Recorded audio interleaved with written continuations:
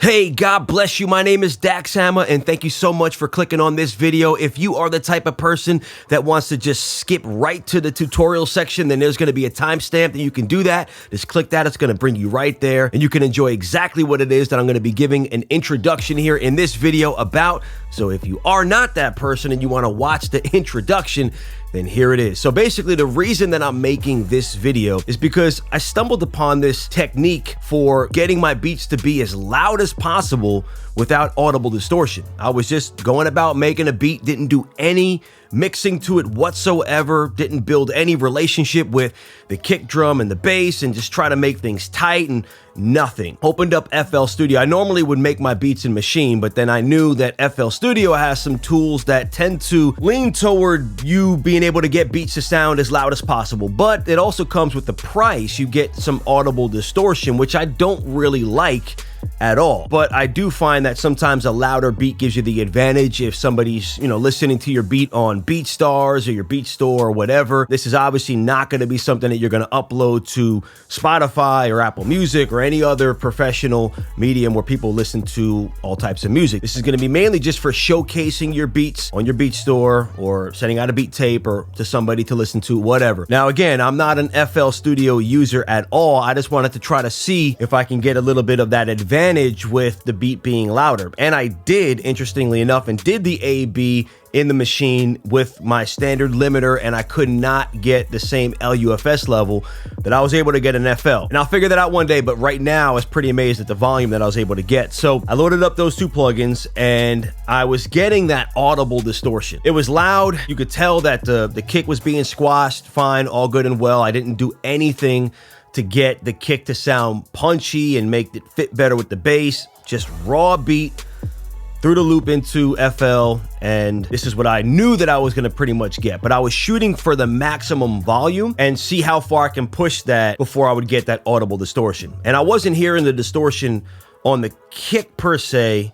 I was hearing some static after, like in the release of the kick with the instruments. So you get the initial hit, it would be squashed, but then I was hearing the instruments and the bass start to distort and cause like a static sound, which was unacceptable to me to release a beat that way. So I said, what am I gonna do to tame this low end? So the first thing I did was put on standard EQ, high pass filter, up to 30 hertz. Thought that that would solve the problem, but it didn't. And I'm like, wow, okay. So I would start rolling off more and more, and I was up to like 120 hertz. And then I'm like, okay, all the bass is gone, obviously, but I'm not hearing the distortion anymore. So then I said, let me find out the point at which I can roll off and not hear the distortion. And obviously I wouldn't want to roll off all that low end. That pretty much means that I have no bass in my track whatsoever. No bass, no punch. So I said, all right, I'm not going to roll it off. I just wanted to see how far I can go without distortion and see where the problem started to come into play. What frequency range was starting to cause that distortion with that amount of gain being pushed into the limiter. So I decided to load up a multiband compressor. This time I said, let's try to control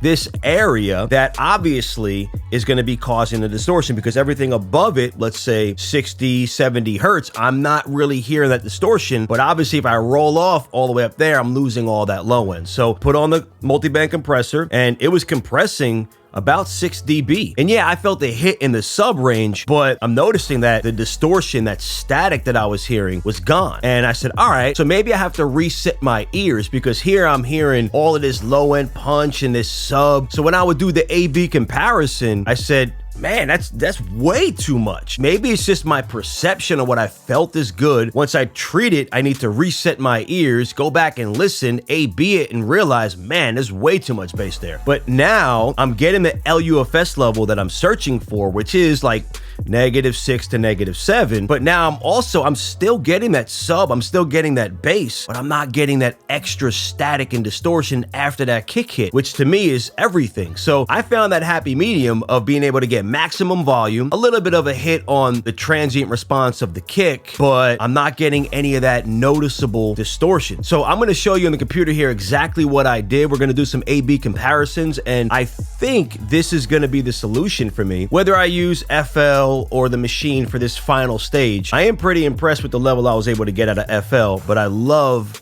using the Machine for pretty much everything else. So that'll be decided later on. But right now, I just want to show you whether it is in Machine, FL, or Pro Tools that this particular move, whatever DAW that you're using, it's when do you hear the distortion, and now how can you get that distortion to be minimized with the maximum volume. Let me show you what I did. All right, so we're in Machine, and here I have loaded up the God Particle, which is my choice of limiters, and I have it pretty much reducing like 8 dBs of gain reduction. So let's just give it a listen real quick and see like the static that we're hearing. Again, you're gonna hear that kick drum. It's gonna sound kind of flat, but what I want you to listen for, you might have to put on headphones for this, what I want you to listen for is the static sound that you're hearing right after the kick when that 808 is ringing out with the sample.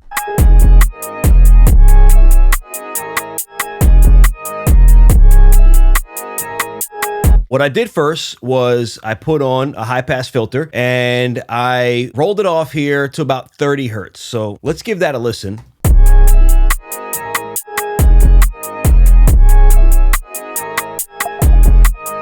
Now, what I was listening for was, one, to see if I still heard that distortion, which I do, and two, I thought maybe rolling off up to 30 hertz would give me a little bit of freedom here with my limiter, but it didn't really. It was still reducing the same amount of gain. At that point, I said, let me find out how far I have to roll it up to not hear any of that distortion. So that's what I did.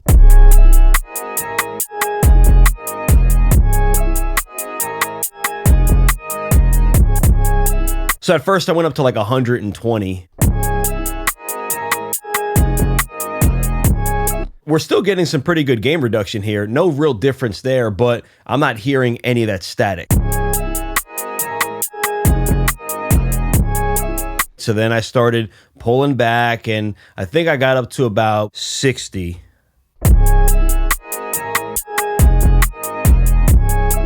And I'm not hearing that static when the 808 rings out. Yeah, we're hearing a little crunch on the kick or the initial transient of that 808, but I'm not hearing that static as it rings out, which is really what would be bothering me mostly. So I said, okay, I don't want to completely reduce all of this low end.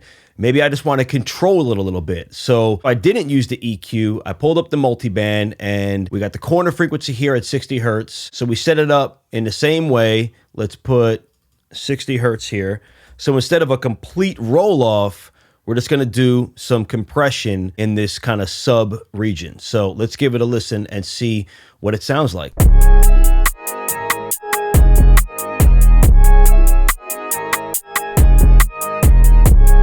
Without it.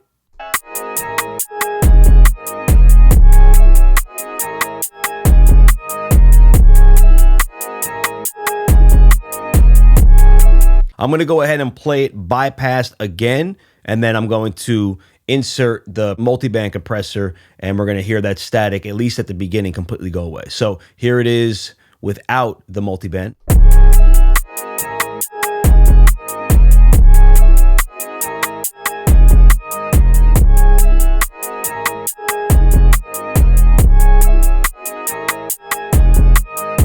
Much better, in my opinion. Again, it's one of those things that you're going to have to probably put headphones on to really listen for the static that I'm talking about, but it's there.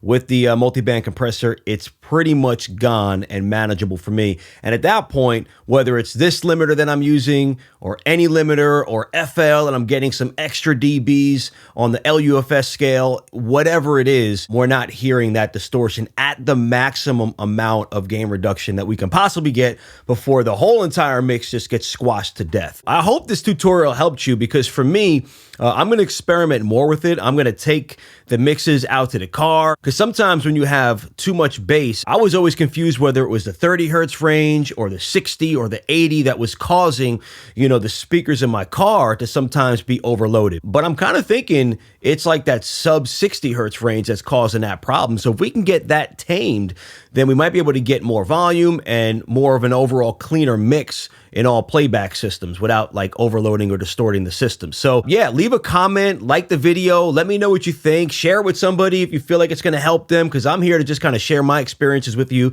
So yeah, my name is Dax Hammer, and until next time, may God bless you. Peace.